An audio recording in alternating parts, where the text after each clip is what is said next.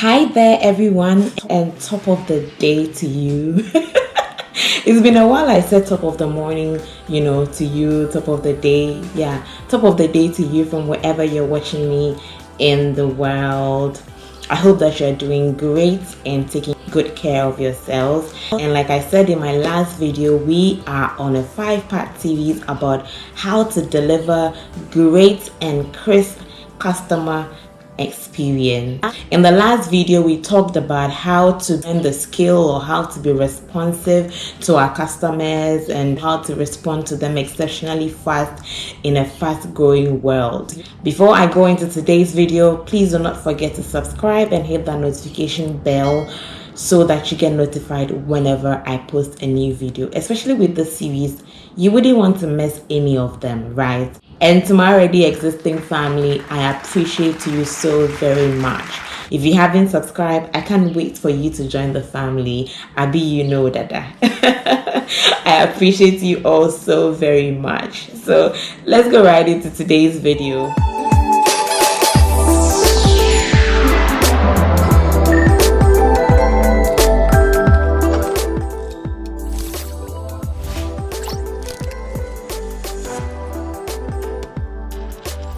Welcome back. I mentioned in my previous video that if you run your own business or in a department of any organization or an online store, especially if your service is online, well, this series is for you because we are looking at how to deliver great and crisp customer experience, and you need to leave that wow effect to your customers, right? So that you can build some brand loyalty and have them recommend you to other people or their friends and family. And the first tip that we looked at was how to be responsive, like I said in my intro. But in today's video, we'll be looking at know your customers. Know your customers. Well, apart from you engaging them and taking up their KYC and an onboarding process, it's also very important that you get to know your customers, you remember their names and probably a previous conversation. It is needed to make note of what you have discussed previously because you can refer to it the next time you meet or the next time you engage with your customers. Customers appreciate and feel belonged when you mention their names, at least in an engagement or at least twice in an engagement. Especially if I have your contact saved or I know who I'm speaking to, I would always want to address you by your names. Depending on your organizational culture, I would always want to say, hello Henry, great to see you reaching out to me today, how can I help you? Or you can say, hello Henry, do have a lovely rest of the day.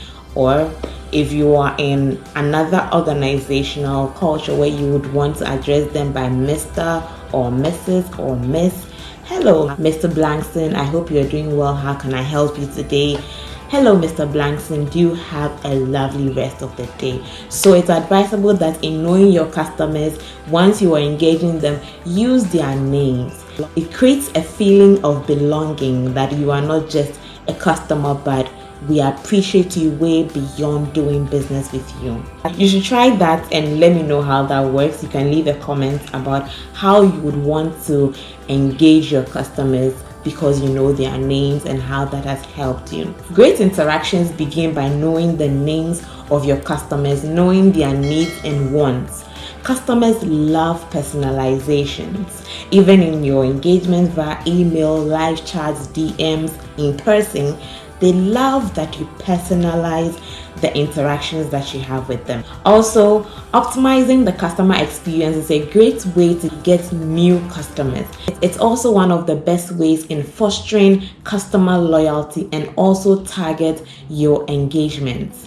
In gathering the KYC of your customers, like I said in an onboarding process, marketing executives will use customer engagement data to inform their marketing strategy and how to target marketing campaigns, so they do not need to send generic messages to all customers. For instance, if you're targeting people within a certain age group or people of within a certain class or anything, Those KYC that you have gathered will help you to target your marketing campaigns directly.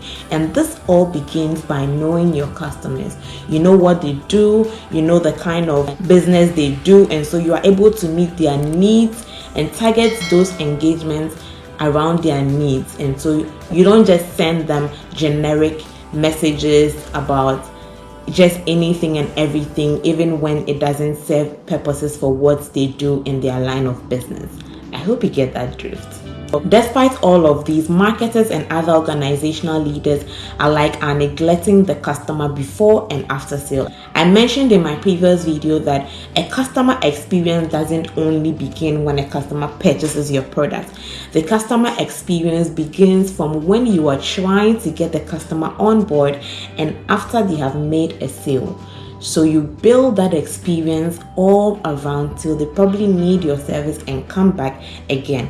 The biggest barrier to even beginning is usually a lack of deep understanding of the customer in the first place.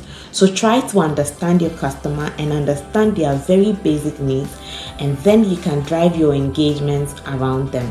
Understanding what your customers want you to know about them will help build a relationship, which will in turn increase brand loyalty and help grow your business because you'll be targeting other businesses to them.